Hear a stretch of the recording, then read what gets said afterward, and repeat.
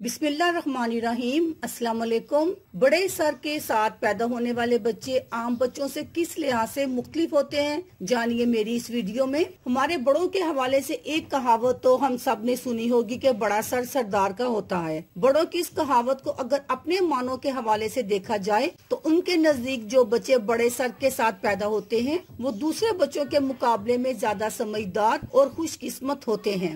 मगर अब साइंस की जदीद तहकीकात ने भी बड़ों की इस बात की तस्दीक कर दी है और साइंसदानों के मुताबिक पैदाइश के वक्त एक आम बच्चे का सर 35 सेंटीमीटर तक होता है। मगर अगर किसी बच्चे का सर इससे बड़ा हो तो ये कोई बीमारी नहीं बल्कि इस बात की दलील है कि वो बच्चा आम बच्चे के मुकाबले में ज्यादा जहानत का हामिल है। नंबर 1, बड़े सर वालों का दिमाग ज्यादा काम करता है। एक तहकीक के मुताबिक जिनकी उम्र 37 साल से 38 साल के दरमियान थी, इन अफराद के ज़हनी और जिस्मानी टेस्ट लिए गए, इनकी तर्ज जिंदगी का भी मुतालिया किया गया तो ये निताज अखज किए गए कि जो बच्चे बड़े सर के साथ पैदा हुए वो अपनी जिंदगी में दूसरे लोगों के मुकाबले में ज्यादा कामयाब रहे। यहाँ तक कि इन लोगों ने तालीमी मैदान में भी दूसरे बच्चों से ज्यादा कामयाबी हासिल की। नंबर 2, ये लोग जल्दी पढ़ना लिखना सीख जाते हैं। इंसानी जीन, सेहत और हालात किस तरह जहानत पर असरअंदाज हो सकती है, इस हवाले से की जाने वाली रिसर्च के मुताबिक अगरचे इस बात का बराह रास्त कोई ताल्लुक सामने नहीं आ सका कि बड़ा सर किस तरह जहानत पर असरअंदाज हो सकता है, मगर ये बात साबित हुई है कि बड़े सर वाले बच्चे आम बच्चों के मुकाबले में